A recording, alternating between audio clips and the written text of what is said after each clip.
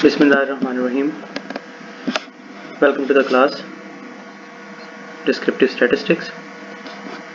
Previous lecture में हमने देखा था कि फ्रीक्वेंसी डिस्ट्रीब्यूशन टेबल क्या होता है, उसमें डिफरेंट उसके कंपोनेंट्स को हमने डिस्कस किया था, जिसमें क्लासेस थी, क्लास इंटरवल था और क्लास मिड पॉइंट है जिसको हमने डिस्कस की थी चीज़ें। अब हम आज देखते हैं कि फ्रीक्वेंसी डिस्ट्रीब्यूशन डेवलप कैसे करते हैं। ठीक है, इस टाइप का टेबल कैसे बनेगा, अगर हमारे पास रॉ डाटा हो, अनग्रुप डाटा हो तो उसे ग्रुप डाटा में कैसे कन्वर्ट करेंगे। हम एक एग्जांपल के थ्रू देखते हैं। एग्जांपल है कि एक कार डीलर है जो कि कारें सेल करता है। लास्ट मंथ में उसने 80 कार सेल की हैं और उनकी प्राइसेस यहाँ पर गिवन है। कुछ कारें जो है वो महंगी हैं, कुछ सस्ती हैं, और वो हमसे रिक्वायर कर रहा है कि फ्रीक्वेंसी डिस्ट्रीब्यूशन ड्रॉ करके आप मुझे डिफरेंट क्वेश्चंस के आंसर दें। तो फ्रीक्वेंसी डिस्ट्रीब्यूशन ड्रॉ करने के लिए हमारे पास जो है वो 5 स्टेप प्रोसेस होता है। तो 5 स्टेप प्रोसेस को हम यूज़ करते हैं कि वो कौन कौन से होते हैं, वन बाय वन देखते हैं। तो first step is decide on number of classes, कि आपकी टोटल क्लासेस कितनी बनेंगी। ठीक है, तो जैसे हमने देखा था यहाँ पर एग्जांपल में, तो 1 2 3 4 5 6 7 क्लासेस बनी हुई हैं। अब हमें कैसे पता चलेगा कितनी क्लासेस बनेंगी, तो उसके लिए हमारे पास फार्मूला होता है 2 power k should be greater then n। k यहाँ पर क्या है, नंबर ऑफ क्लासेस। सो आप जो है वो अपनी टोटल नंबर ऑफ ऑब्जर्वेशंस तक 2 की पावर k को इंक्रीज करते चले जाएंगे। फॉर एग्जांपल हमारे पास यहाँ पर 80 ऑब्जर्वेशन हैं, क्योंकि हमने एग्जांपल में देखा कि 80 कार्स का डाटा अवेलेबल है। ये 80 ऑब्जर्वेशन है, तो n की वैल्यू क्या है हमारे पास 80। तो n क्या होता है, सैंपल साइज होता है। तो n स्मॉल n जहाँ पर भी आएगा तो इसका मतलब क्या होगा, सैंपल साइज। तो सैंपल साइज है 80, तो हम अब 2 की वैल्यू इंक्रीज करते हैं। अगर 2 k की वैल्यू जो है वो k की वैल्यू 2 हो तो 2 पावर 2 इज इक्वल टू 4। ये अभी भी कम है 64 से। 3 करें, 4 करें, 5 करें, तो देखें आपकी वैल्यू क्या होगी, अभी लेस देन। अगर 2 पावर 6 करें तो वैल्यू आती है 64। 2 पावर 6 करें तो वैल्यू आती है 64, ये अभी भी 80 से कम है। ठीक है, तो अगर हम 2 पावर 7 करें तो क्या होता है, वैल्यू बन जाती है 128, मीन्स 80 को क्रॉस कर गई। इट मीन्स कि हमें 7 ऑब्जर्वेशन 7 क्लासेस जो है वो बनानी होंगी। तो की वैल्यू क्या है 7। तो पहले स्टेप में हमें ये पता चलेगा कि हमने 7 क्लासेस बनानी है। अब स्टेप 2 पर आते हैं, डिटरमाइन दी क्लास इंटरवल्स और विड्थ। क्लास इंटरवल को हमने देखा था कि क्लास इंटरवल क्या होता है, डिस्टेंस बिटवीन टू क्लासेस। ऐसे ही है, तो यहाँ पर 15 to 18 के दरमियान कितना गैप है, 3 का। 18 to 21 3 का, 21 to 24 3 का, तो इसे कहते हैं इंटरवल। अब हम हमारी क्लास का इंटरवल क्या होगा, तो इसके लिए हम फार्मूला यूज करते हैं, आई इंटरवल को डिनोट करता है। आई इंटरवल को डिनोट करता है, तो I should be greater than और equal to h minus L divided by k। तो h क्या है, the highest value in the observation, और l क्या है, lowest value in the observation. तो सबसे बड़ी वैल्यू और सबसे छोटी वैल्यू डिवाइडेड बाय k। k अभी हमने डिसाइड किया है नंबर ऑफ क्लासेस, तो 7 है हमारी number of classes. So highest value minus lowest value divide by number of classes. तो अब हमारे पास डेटा अवेलेबल है, तो हाईएस्ट वैल्यू है हमारे पास 35,925 और लोएस्ट वैल्यू है हमारे पास 15,546।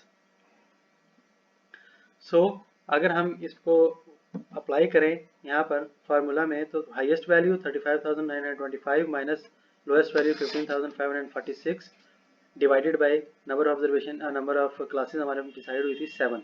तो वैल्यू आ गया 2911।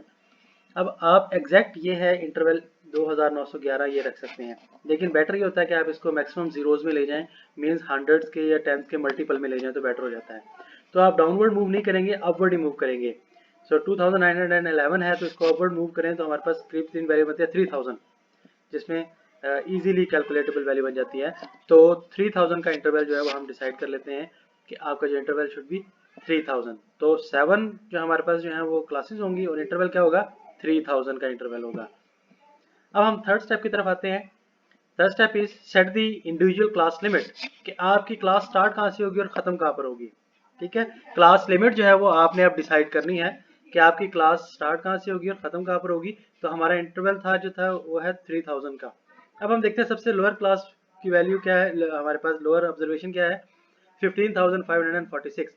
सबसे लोएस्ट ऑब्जर्वेशन हमारे पास है 15,546। तो अब हमें जो लोएस्ट लिमिट रखनी है पहली क्लास की वो 15,546 से कम रखनी है। तो इसको भी हम कोशिश करते हैं कि जीरोज के या हंड्रेड्स के मल्टीपल में हो तो ज़्यादा बेटर है। तो हम इसे रिड्यूस करके जो है वो ले जाते हैं 15,000 पे। तो हमारी पहली क्लास स्टार्ट होगी 15,000 से और हमारा इंटरवल था 3,000। इसमें 3,000 ऐड करेंगे तो 18 हो गया। तो 15,000 अप टू 18,000 और 18,000 में फिर से 3,000 ऐड करेंगे तो अप टू 21,000। यहाँ दरम्यान में हमने अप टू का वर्ड यूज़ किया, मीन्स के 18,000 से बिलो बिलो जो भी वैल्यूज आएंगी वो पहली क्लास में आएंगी और जैसे ही 18,000 आएगा तो वो सेकंड क्लास में चला जाएगा। ऐसे ही 21,000 से बिलो जो भी वैल्यूज आएंगी ऑब्जर्वेशन आएंगी वो सेकंड क्लास में आएंगी और 21,000 की वैल्यू जो है वो नेक्स्ट थर्ड क्लास में चली जाएगी। तो इस तरीके से हमने 7 जो है वो बनानी है क्लासेस। तो पहली क्लास होगी 15,000 से 18,000, फिर 18 to 21,000, 21 to 24, 24 to 27, 27 to 30, 30 to 33, 33 to 36। So 1 2 3 4 5 6 7 classes हमने यहाँ पर बना ली हैं। अब हम फोर्थ स्टेप की तरफ मूव करते हैं। फोर्थ स्टेप है हमारे पास टैलिंग भी कहते हैं इसको, कि हमारे पास जो भी ऑब्जर्वेशन आई थी उनको हमने टैली करना है और आइडेंटिफाई करना है कि कौन सी ऑब्जर्वेशन किस क्लास में आएगी। ठीक है, तो सबसे पहले हमारे पास ऑब्जर्वेशन है 23,197, $23,197 की एक कार सेल हुई थी। तो ये कार कौन सी क्लास में आएगी, तो आप देखें 23,197 पहली क्लास 18,000 पे खत्म हो जा रही है, दूसरी 21,000 पे खत्म हो रही है, तीसरी जो है वो 24,000 पे खत्म हो रही है, स्टार्ट हो रही है 21,000।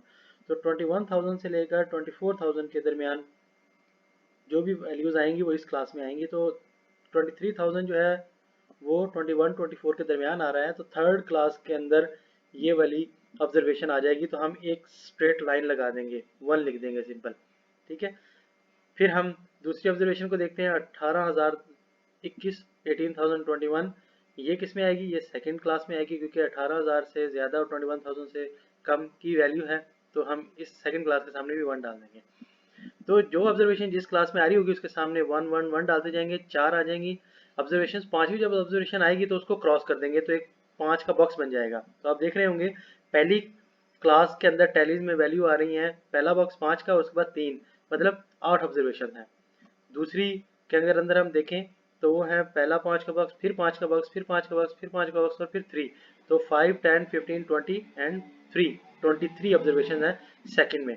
तो ये हमारा पांचवा स्टेप होता है, count the number of items in each class. तो पहले हमने टैली करना है कि कौन सी ऑब्जर्वेशन किस क्लास में आ रही है और फिर तमाम ऑब्जर्वेशन जो एक क्लास में है उनको ऐड कर देना है। तो इसे हम कहते हैं काउंट, ये पांचवा स्टेप हो जाता है। तो जब हम इसको काउंट कर लेंगे तो हमारे पास इस टाइप का टेबल हमारे पास बन जाएगा कि पहली क्लास में आपके पास 8 ऑब्जर्वेशन आ रही हैं, सेकंड क्लास में 23 ऑब्जर्वेशन हैं, थर्ड क्लास में 17 ऑब्जर्वेशन है, फोर्थ क्लास में 18 ऑब्जर्वेशन है, फिफ्थ क्लास में 8 ऑब्जर्वेशन है, फ्रीक्वेंसी जिसको हम कह रहे हैं, सिक्स क्लास में 4 फ्रीक्वेंसी है और सेवन्थ क्लास में 2 की फ्रीक्वेंसी है। इस फ्रीक्वेंसी को जब आप ऐड करेंगे तो आपकी नंबर ऑफ ऑब्जर्वेशन के इक्वल होना जरूरी है, सैंपल साइज के इक्वल होना जरूरी है। तो आपका सैंपल साइज क्या है, 80। तो 80 का सैंपल साइज जो है वो आपका है, तो ये आपके पास फ्रीक्वेंसी डिस्ट्रीब्यूशन जो है वो ड्रॉ हो गई है। तो इससे रेलेवेंट कोई भी कन्फ्यूजन, कोई भी प्रॉब्लम हो तो आप क्लास के ग्रुप में पूछ सकते हैं या इस वीडियो के कमेंट सेक्शन में कमेंट भी कर सकते हैं। Thank you.